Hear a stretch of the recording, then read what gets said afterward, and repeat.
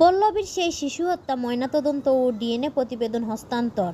রাজধানীর মিরপুরের পল্লবীতে ধর্ষণের পর হত্যা করা ৮ বছরের শিশুটির ময়নাতদন্ত প্রতিবেদন এবং শিশু ও অভিযুক্ত ব্যক্তির ডিএনএ নমুনা পরীক্ষা করে প্রতিবেদন তদন্ত কর্মকর্তার কাছে হস্তান্তর করা হয়েছে। আজ শনিবার পুলিশের অপরাধ তদন্ত বিভাগের সিআইডি ফরেনসিক ইউনিট থেকে মামলা তদন্তকারী কর্মকর্তার কাছে ডিএনএ প্রতিবেদন হস্তান্তর করা হয়।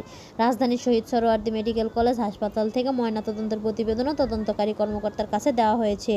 সিআইডির গণমাধ্যম শাখার বিশেষ পুলিশ সুপার জসিম উদ্দিন খান প্রথম আলোকে বলেন, ধর্ষণের শিকার শিশু ও হত্যাকারীর ডিএনএ পরীক্ষা প্রতিবেদন মামলার তদন্তকারী কর্মকর্তার কাছে হস্তান্তর করা হয়েছে। সিআইডির পক্ষ থেকে আজই সব ফরেনসিক প্রতিবেদন দেওয়া হবে। পল্লবী থানার ভারপ্রাপ্ত কর্মকর্তা ওসি হাসান বাসির বলেন, সিআইডির কাছ থেকে ডিএনএ প্রতিবেদন পেয়েছি। এছাড়া সোহরাওয়ার্দী হাসপাতাল থেকেও ময়নাতদন্ত প্রতিবেদন আজই আমাদের কাছে হস্তান্তর করা হয়েছে। আশা করি আগামীকাল রোববারের মধ্যে মামলা অভিযোগপত্র দিতে পারব। আমরা সর্বোচ্চ গুরুত্ব দিয়ে কাজ করছি।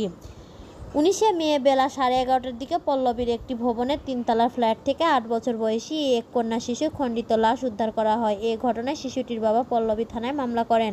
হত্যাকাণ্ডের মূল অভিযুক্ত ব্যক্তি সোহেল রানা গত বুধবার আদালতে স্বীকারোক্তিমূলক জবানবন্দি দেন। জবানবন্দিতে শিশুটিকে ধর্ষণের পর হত্যা করার কথা স্বীকার করেন তিনি।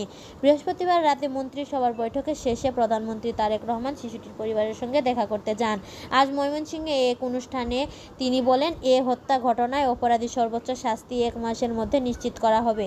এ নিকৃষ্ট ঘটনার পর নিন্দা জানিয়ে বিভিন্ন দল ও সংগঠন ক্ষোভ প্রকাশ করতে আসছে। তারা ঘটনার সুষ্ঠু তদন্ত ও দ্রুত বিচারের দাবি জানিয়েছে।